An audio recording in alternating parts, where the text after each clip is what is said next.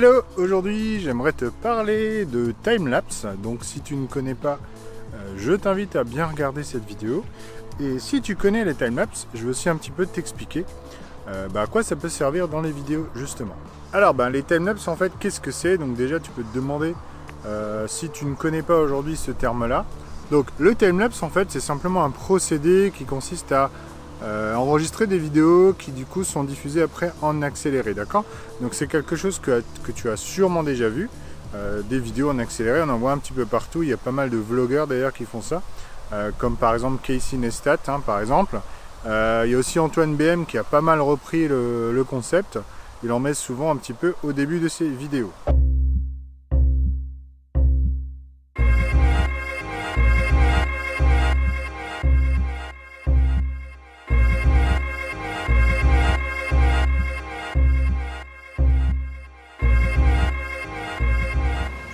Tu l'auras compris, les timelapses, moi c'est vraiment un procédé que je conseille pour les débutants parce qu'aujourd'hui c'est accessible à tous.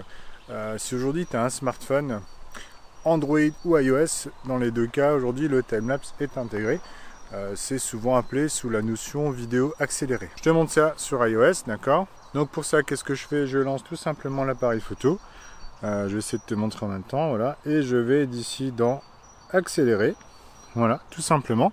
Et en fait, qu'est-ce qu'il faut faire? Il faut poser sa caméra, son appareil photo en fait sur un trépied, d'accord? Appuyer sur accélérer, et puis ensuite on laisse tourner un petit peu.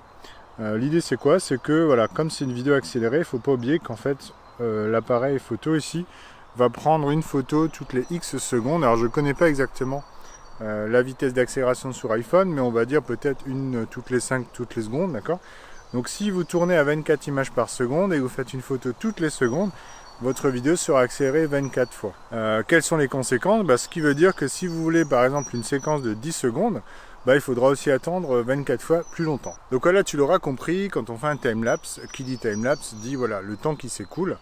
Donc si on veut montrer voilà, peut-être 1 heure ou 2 heures de vidéo en accéléré, il ne faut pas oublier qu'il faudra aussi 1 heure ou 2 pour prendre ta vidéo. Donc ce qui veut dire que ça demande de l'organisation. Donc moi ce que je te conseille, c'est quand tu fais un timelapse, de toujours le réfléchir en amont, dire ok je vais faire un timelapse ici, je le prépare avant, et puis surtout qu'est-ce qu'il me faut, c'est il faut pouvoir sécuriser ton matériel. Donc ce qui veut dire que tu as deux solutions, soit tu fais un timelapse à l'intérieur à travers une fenêtre par exemple, c'est intéressant pour les villes, ou alors tu vas faire tout simplement un timelapse à l'extérieur, mais il faudra rester à côté de ton appareil, de ta caméra.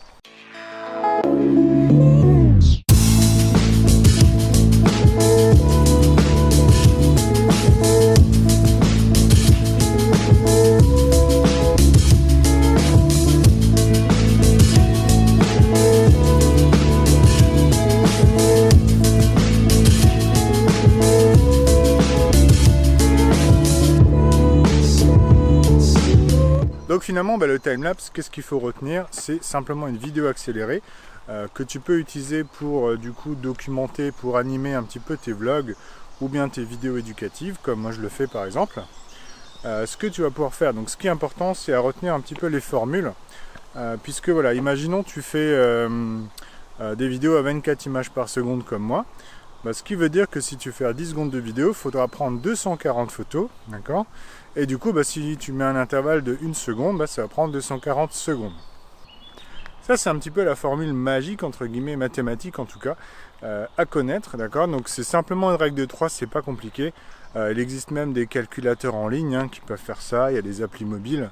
Et parfois le téléphone ou bien l'appareil photo permet aussi de te calculer la durée du timelapse. Alors je vais te montrer tout à l'heure sur mon iPhone comment je fais. Moi j'utilise l'application Lapseit, tout simplement parce qu'en fait l'application standard photo de iOS ne permet pas de faire beaucoup de réglages, voire même pas du tout. D'accord? Donc si on veut commencer un petit peu à faire des réglages, par exemple le temps entre deux photos, il est important d'avoir une application. Et en fait Lapseit aujourd'hui c'est l'application finalement que je recommande, elle est vraiment bien faite, ça coûte pas cher, c'est 3-4 € à peu près. Et ça vous permet du coup de débloquer l'application entièrement, puisqu'il y a une version gratuite. Et une fois que vous avez du coup l'application entière, vous avez accès à tous les paramètres. Donc on va pouvoir régler l'exposition, la durée entre deux photos, la résolution, vraiment tout. Ce qui est important en fait quand vous faites un timelapse, c'est de toujours penser à définir tous les paramètres en mode manuel, d'accord? Donc il faudra régler l'exposition en manuel, la couleur des blancs, le temps d'ouverture, etc. Enfin vraiment le diaphragme, etc. Et aussi le focus, donc vraiment tous les paramètres en manuel. Et puis c'est comme ça que vous allez réussir à faire un beau timelapse, tout simplement. Bon alors donc concrètement, comment on fait? Donc la première chose à définir quand on fait un timelapse, c'est réfléchir à sa durée, la durée entre deux photos. Donc moi ce que je conseille, c'est quand tu as par exemple des événements rapides, des choses qui se déplacent rapidement comme des voitures, des personnes, je te conseille une durée peut-être de 1 seconde entre deux photos. Et quand tu commences à avoir finalement des événements un petit peu beaucoup plus lents, comme par exemple les nuages, le soleil, les astres, etc. Là, il faudra un petit peu mettre des intervalles de photos, peut-être de 20 à 30 secondes, d'accord? Donc, c'est vraiment ça qui va définir la qualité de ton timelapse. Après, ce qu'il faut savoir, c'est qu'en production, on peut toujours encore l'accélérer. Donc, vaut mieux peut-être faire des photos faire un peu trop de photos, peut-être mettre 5 secondes ou 10 secondes. Alors que si tu vas prendre des voitures en mettant un intervalle de 30 secondes, tu vas peut-être rater des choses et ton timelapse ne sera pas très beau. Donc moi ce que je te conseille, commence entre 1 et 5 ou 10 secondes maximum pour commencer un petit peu tes premiers timelapse. Et puis au bout d'un moment, quand tu auras un petit peu d'expérience, tu pourras un petit peu mieux sentir les bons réglages. Alors aujourd'hui en fait il existe deux courants, deux manières de faire des timelapse si on veut. Il y a des gens en fait tout simplement qui enregistrent une vidéo et puis qui l'accélèrent en production, d'accord, en post-prod, au montage. Ça c'est une manière de faire, mais c'est pas forcément la manière la plus poussée puisque vous n'aurez pas beaucoup de réglages possibles. L'autre manière évidemment c'est celle que je viens de t'expliquer, donc tu utilises un logiciel dédié ou bien tu utilises ton appareil photo tout simplement, d'accord. Alors, une fois que tu as paramétré donc ta fréquence d'image, d'accord, qu'est-ce qu'il reste à faire? Il reste un petit peu à réfléchir à la vitesse d'ouverture, puisque ça va influencer un petit peu sur ton type de timelapse. Si tu fais une ouverture très rapide, en fait, ça te permettra de prendre des mouvements rapides aussi, d'accord? Par contre, tu n'auras pas de traînée sur tes photos. Et parfois, ça peut être sympa de donner un petit peu une traînée sur tes photos. Et pour faire ça, malheureusement, il faut une ouverture un petit peu plus lente. Donc, un petit peu plus lente que du 1/50e. Donc, il faut peut-être ouvrir à 1/20e ou 1/10e même. Donc, je te mettrai une petite vidéo justement qui montre des voitures, enfin des timelapse avec des traînées. Donc, ça donne un effet plutôt sympa. Donc voilà, si tu n'as pas possible, si tu ne peux pas ouvrir plus lentement, parce que voilà, peut-être il y a trop de lumière, hein, je sais que sur les smartphones, voilà, c'est pas possible, tant pis, il faudra faire avec les réglages qui vont bien. Après, l'autre solution, c'est éventuellement de rajouter donc un filtre ND, c'est un petit peu comme une lunette de soleil que tu peux rajouter sur les appareils photo, sur les smartphones. Donc ça, c'est un petit peu un sujet à creuser si ça t'intéresse. Alors, je voulais te montrer un petit peu l'Appsit, comment ça se passe. Donc, c'est une application de ce type-là, d'accord. Et en fait, il y a deux choses vraiment importantes. C'est donc le premier bouton en haut qui est Nouvelle capture, d'accord. Je te mettrai une capture, une image un peu plus propre au montage. Et puis, il y a un bouton Paramètres. Donc là, c'est important. Alors, il se souvient évidemment des paramètres de la dernière fois, d'accord. Ce que moi j'ai mis, donc par exemple ici un intervalle de 1 seconde entre deux photos, une résolution de 1080p, donc ça c'est vraiment important d'avoir vraiment minimum 1080p. On peut aussi baisser la luminosité par exemple de ton téléphone, ce qui est sympa quand tu fais des timelapse un petit peu longs, ça va éviter de trop vite vider ton téléphone et du coup tu peux faire des timelapse un peu plus longs. Au niveau de ta vidéo, du rendu, évidemment, ce qu'il faut mettre, qualité élevée. Voilà, par exemple, 24 images par seconde ou 25 selon ton standard à toi. Et puis voilà, c'est un petit peu tout. Et ensuite, on retourne ici dans Nouvelle capture. D'accord, après, ça se présente comme un appareil photo. On le positionne évidemment sur un trépied. Et puis en haut à gauche, vous avez le bouton capturer. C'est parti pour quelques secondes, quelques minutes de capture. Ensuite, à la fin, comment ça se passe? L'Appsit te propose en fait tout simplement de créer une vidéo.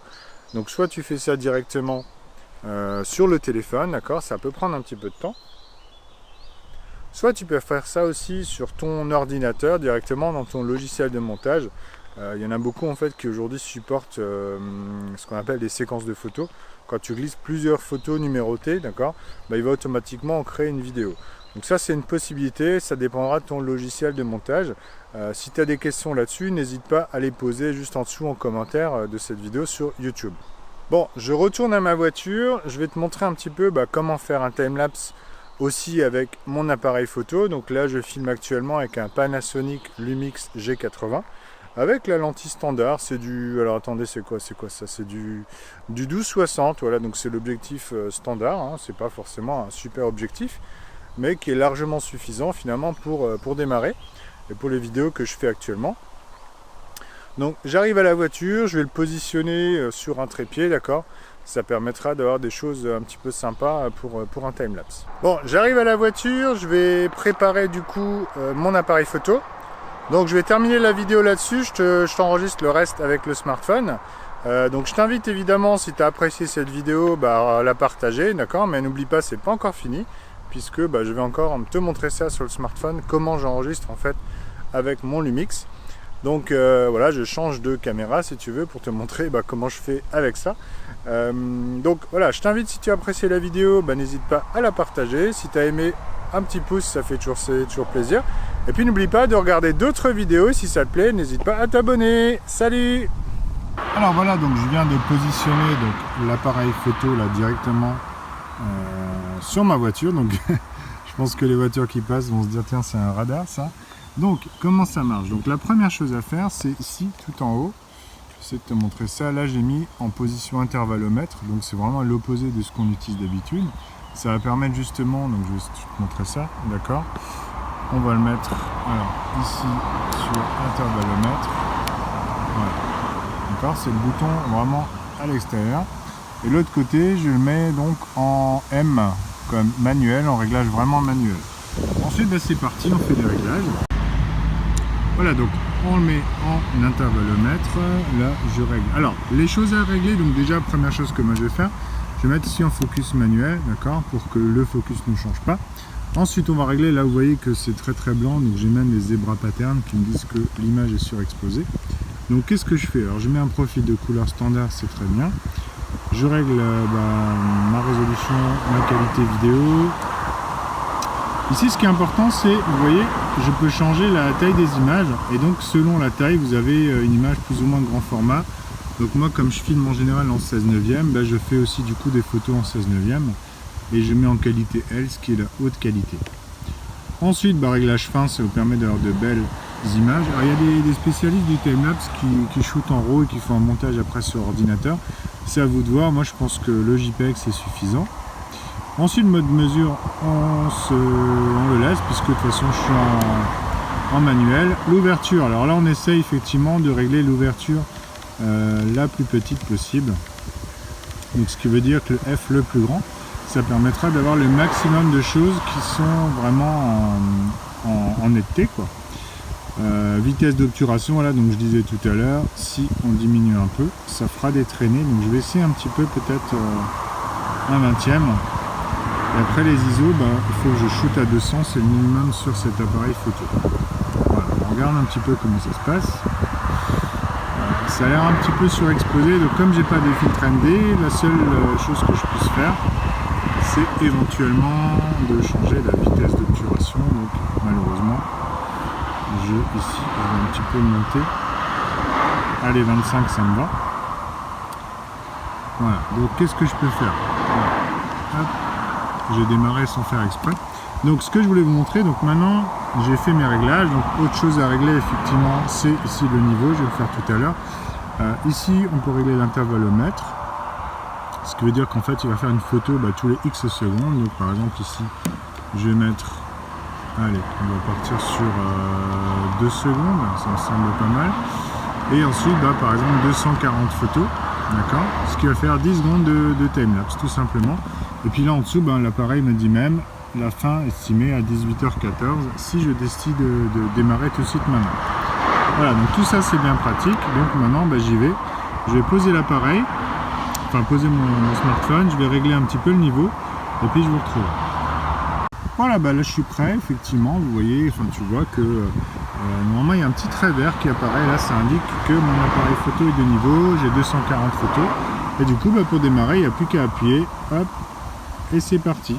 Voilà, et puis là toutes les 2 secondes une photo. Voilà, on voit ici, il en reste 236. Donc là je vais laisser un petit peu tourner, d'accord, et puis je te montrerai si ça donne quelque chose, je te montrerai ça au montage derrière. Voilà, je te remercie d'avoir écouté cette vidéo et puis à très bientôt. Salut.